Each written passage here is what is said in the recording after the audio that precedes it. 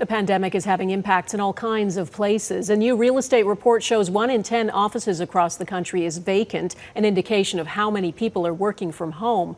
Robin Gill looks at what that means for business owners leasing rows of empty offices. Phoebe Young doesn't want to give up this view, but she's the only one at her company's Vancouver headquarters. Normally, 12 employees would fill up the space, but no one's coming in.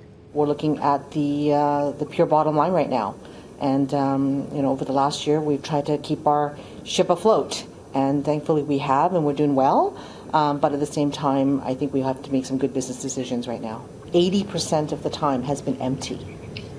So you do the math. She's giving up the lease like so many other businesses, leaving offices dark in major Canadian centres. Downtown Toronto, for instance, downtown Vancouver, you're seeing 10, maybe 15% of the people who used to come into the office are still coming into the office.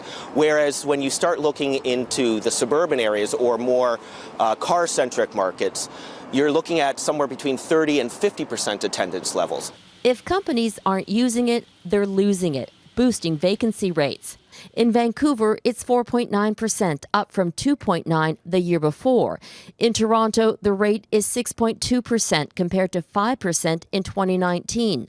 Calgary has seen it the worst, a 25.7% vacancy rate, a double whammy of COVID-19 and Alberta's economic downturn. Where we've seen the biggest surge in the vacancy has been in the sublease market, and with tenants looking to sublease out their space to another tenant.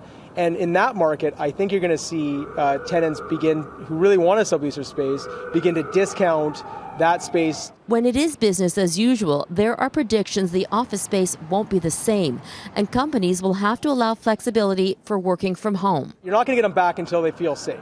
It's more about the comfort levels. It's more about how companies are going to allow people to come back into the office, but still remain a little more spaced out, because they are cognizant of the fact that we have been very dense in these office spaces over the last few years.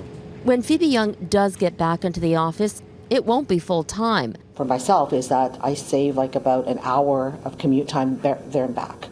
And that's a lot of time you can spend at your desk. As the boss, she has a whole new view of the hybrid situation that has been presented to her and her staff. Robin Gill, Global News, Vancouver.